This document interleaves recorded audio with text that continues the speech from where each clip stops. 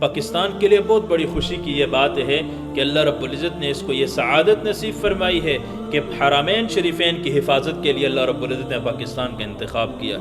یہ کوئی معمولی بات ہے؟ خانہ کعبہ کی حفاظت کے لیے پاکستان کا انتخاب ہو رہا ہے۔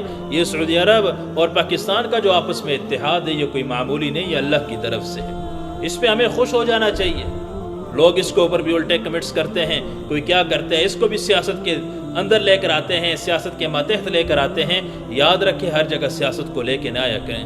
جو بات اچھی ہے تو اس کو اچھے انداز سے بیان کرنا چاہیے، جو کام اچھا ہے اس کو اچھے طریقے سے بیان کرنا چاہیے، چاہے وہ جس کے ساتھ آپ کا سیاسی اختلاف جس سے ہو۔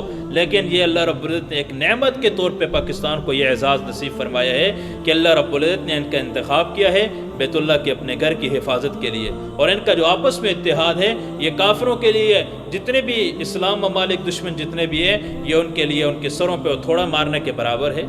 اللہ کرے جتنے اسلامی ممالک ہیں سارے کے سارے متحد ہو جائیں اور کفار کے مقابلے کے اندر ایسے کھڑے ہو جائیں کہ ان کو سر اٹھانے کا موقع نہ ملے۔